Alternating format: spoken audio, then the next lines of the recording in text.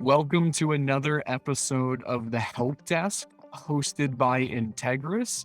My name is Anthony DeGraw, and today I have the special guest of Isabel Cobo from Any Baby Can out of Austin, Texas. Isabel is a bilingual early intervention specialist and and also the Early Childhood Intervention Program Coordinator. awesome. Isabel, thank you so much for joining us today on the podcast. I wanted to first get into kind of like, why are we doing this and like, why are we here?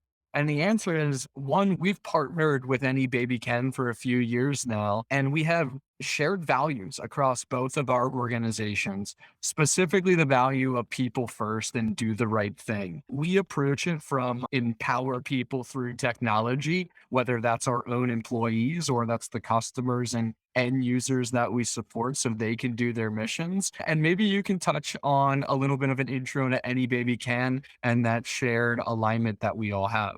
Sure, yes.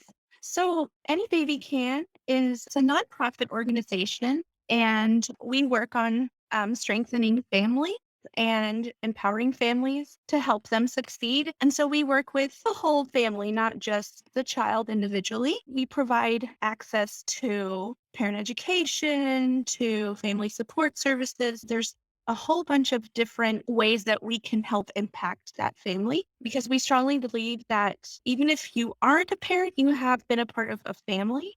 When you think about community, everybody plays a role in that. Communities are made up of individuals, businesses, and family. And when we talk about supporting one person or one family, it's a ripple effect. So we're really impacting the entire community. We're all part of the same tree. It's like branches. We're all branches to that one tree. So we want to make sure that the whole community is thriving. Absolutely. So, a couple of the main areas that I wanted to go a little bit deeper with you on, not only myself, but also the broader audience can understand more of the impact you all are having and the direction that you guys are all going in. But some of the areas we talked about beforehand were around family health, child development, and parent education. Maybe we can start like right at the top of that list of how you guys are impacting family health and how you think about that overall. Sure. The child is where we start in this agency, but the health of that child is based on being in a healthy environment. So we believe in looking at the family as a whole to help this particular child succeed. Because if the foundation is not solid, then it's going to be harder or more difficult to be successful as that child grows up in relationships with others, work, health. We are committed to creating a community that empowers parents, prioritizes healthy families, and invests in that child's development. Yeah, I've always been interested in like Any Baby Can specifically getting involved with a child, but then comprehensively looking at the whole family unit. Some of the things we touched on, and I'd like to get your thoughts on, is like mental health within the family, physical health within the family, emotional health. You guys are looking at this holistically. How are you seeing emotional, mental, and physical health affecting the community that you serve? Yeah, it's been a rough past few years. Mental health was really impacted. Emotional health was really impacted because people were very cut off from their support systems. People were very fearful to be in society without getting sick or getting their loved ones sick. It's like your whole sense of security and identity is shaken up during that time. I think everybody's was not being able to participate in the world and continuing to connect with your support systems and having those supported relationships and resource networks was huge for a lot of families. We had to pivot so many people. We're an organization that provides primarily in-home services. We meet the families at their home and we provide therapies or counseling services or what have you. But since it was too risky to go in the home, we started communicating virtually. So through Zoom, it was so important to really be able to connect with families and everybody was so vulnerable during that time. I feel like we're still crawling out of the manhole. Like, what is all this happening? But yeah, I think it was so important for us to just meet our families where they were and understand that everybody's human and we all need support in navigating challenges. And this was like an unheard of challenge, something that nobody had ever been up against. So Absolutely. In terms of the child development, you touched on that and it pivoted obviously over the last 2 years. But what does early intervention and the different connections and even potentially getting involved earlier within the child's development life, still in the womb, let's say, how have you guys handled all of that in terms of child development? we start serving children as young as, like you said, mothers who are pregnant. So we have different programs that serve mothers who are pregnant and help them navigate like the uncertainty of, my body's changing, the hormones are kicking in, Yeah. all of the unknowns and The first trimester yeah, the first is rough, the second one is good, and then the third one, it goes off a cliff. yeah, exactly. And then it's just like go, go, go after that. Yeah, Um, but yes, we start that soon. And we know that early intervention is so important. It's key. The sooner the better. Young children develop in an environment of relationship with a child's community, providing that vital relationship context for their learning and development. So it's so important, especially during the early years when the foundations of brain architecture are being built. So from birth, positive, consistent, responsive, and secure relationships with others provide that supportive, growth promoting environment for that child's development and their well being. All of their outcomes are really built on that foundation. And I know and I've seen the impacts that this relationship that any baby can build with these families has really helped to shape the success and changes the trajectory of that child's life. So, yeah. I've been watching a lot of TikTok, probably drowning in it a little too much. Probably not the greatest habit, but there's some really good content on there. And one of them was a doctor. I don't know what type of doctor off the top of my head,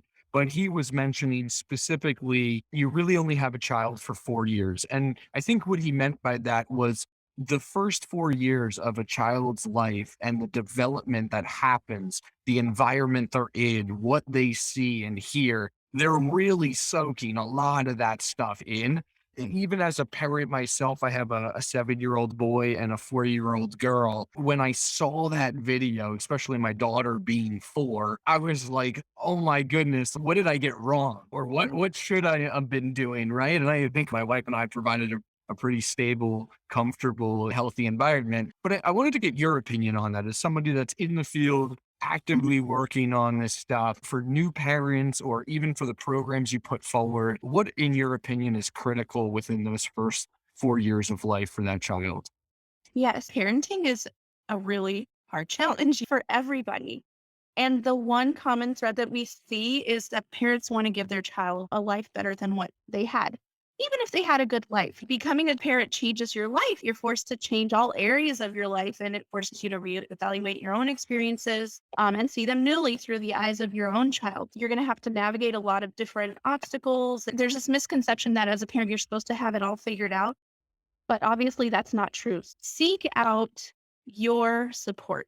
Seek out those people that you feel you can trust. Maybe the professionals in your community, like your doctor, your pediatrician, your daycares, your schools. It's part of nurturing that parent child relationship is really having the support of your whole community, to be honest. So, all the little like meaningful interactions with your community can really amount to big improvements in your relationship with your child. And a lot of people don't seek out parent education because there's that misconception that you're supposed to know what you're doing. No. Somebody gives you the book and you read the book and this is how it's done. Yeah. It's not the real world. I wanted to ask you, especially around the parent education. My gut says that there's probably this potential of you may even be helping the parent through their own childhood potential trauma or things that is now coming up in a Yes, different form as they were raising their child. Can you speak on that a little bit? absolutely. Yes. That is very common. A lot of times people may not even know that what they experienced was trauma until there's like triggers or different body reactions. The strange part about trauma is that you may be triggered and your body has a reaction to it. So you may be thinking, I'm just going to get through this. I'm going to tackle this. It's going to be fine. But then your body starts to have all those stress hormones kick in. A lot of times when that starts to happen is when people start to reach out for help. At Any Baby Can, we have trauma-informed staff that can help families work through some of their own traumas and identify what may have been traumatic. So, caregiver relationships can correct that and overcome that trauma. And I don't know if you've heard of like epigenetics, where there have been studies done on DNA where they see those impressions of trauma in genes carried down through families based on what may have been experienced by your ancestors. Yeah, it's pretty remarkable. But yes, I think it's so important to really look at mental health and how you can address it. And that way you can nurture your own relationships and feel more equipped to have strategies to overcome difficult times in your life, especially as a Yeah. parent. Mhm. Absolutely. So yeah, I was going to switch it up a little bit, talking about the families and the children.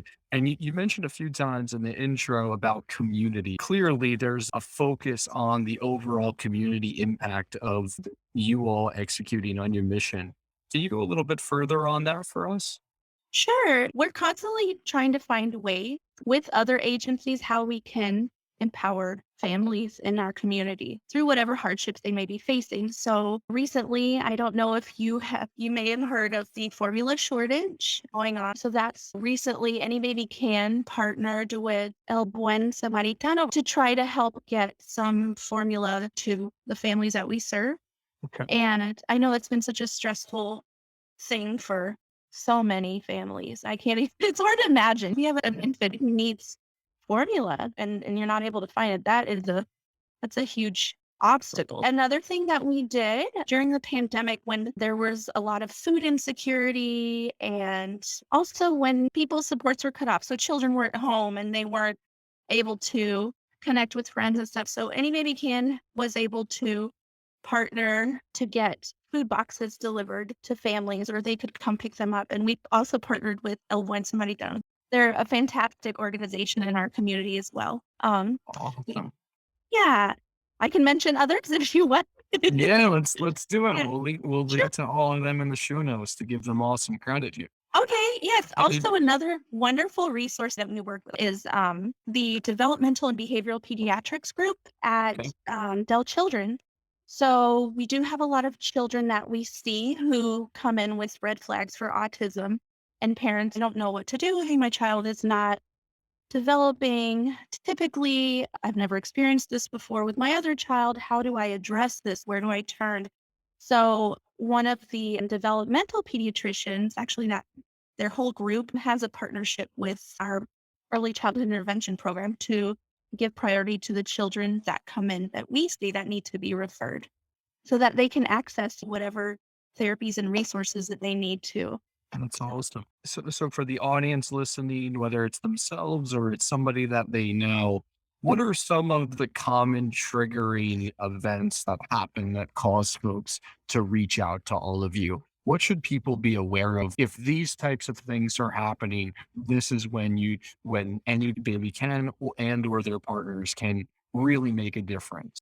So at Any Baby Can, we have so many different programs. A lot of the families that we do see come through is when their children are not developing typically. They reach out to us to see how they can access resources to help those children and to help them help their own children. If you ever run across a family who is talking to you about, my child is not, I see there's something different or something that is confusing. I don't know if I should talk to my pediatrician or if I should wait. Don't wait. It's always good to just reach out, trust your own parent intuition, don't And ignore it. And a lot of times too, you go to your local doctor and they may say, "Oh, let's give him some time." But I've seen that too. And I always tell the families that I serve, if you have a concern, that's valid and you need to talk to someone. So reach out. We're always ready to listen and help you figure out how you can help your own child. Those are the things that I would like to stress okay. for families out there. Is there anything else too? I feel like sometimes I don't have the right questions to get it out, but anything else that in Isabel's world or your colleagues' world of like, I wish people just knew this, or I wish, like you mentioned, I wish they came to us sooner and they didn't listen to that advice maybe that another family member gave them that was completely incorrect. Is there any of that kind of stuff out there that you guys wish you're like, I wish we could get in front of this? Yeah, I would really say you know your child best. You're with your child day in and day out, 24 hours a day, 7 days a week, you know all of the nuances. And so please just trust your intuition and don't ignore it. Like I said, the sooner the better. If we don't have a resource, we have staff that are well equipped to refer you to the correct resource in the community. It's just an important piece of the whole puzzle to really make sure that parents are heard. Yeah, absolutely. In terms of either individuals or corporations like Integris, how can we get involved? How can we add to the mission, provide value to the consumers of Any Baby Can or Any Baby Can itself? You guys do provide so much value to us. I don't know how many times you have helped us try to figure out, all of the technological issues that we deal with. And you're always so patient in doing it. It can be a little frazzling, but good to have you guys on board with us. That's Um, awesome. Another way I would say would be if you want to get out and volunteer, we have volunteer opportunities at Any Baby Can. So that would be great. Another way is in your normal relationships in your life. If you hear about somebody that could potentially use our resources, then please connect them to us. We're always happy to help. And I think that's the best way. And then I feel it's a ripple effect. So the more people that receive this help and learn different strategies, it's our hope that they will pay it forward, continue that positive change within the whole community so that the whole community succeeds, not just, an individual. Absolutely. Being a corporate partner, obviously fundraising, volunteering time, getting involved, a phenomenal organization. And Isabel, I really appreciate you coming on and sharing what you all are doing every single day to better our communities, to continue to fight the fight, even through the last about 2 years of this pandemic that is unprecedented for all of us right now, and continuing to serve those parents, the children, and the community overall. We appreciate you. Thank you so, so much, Anthony. It was great meeting with you today.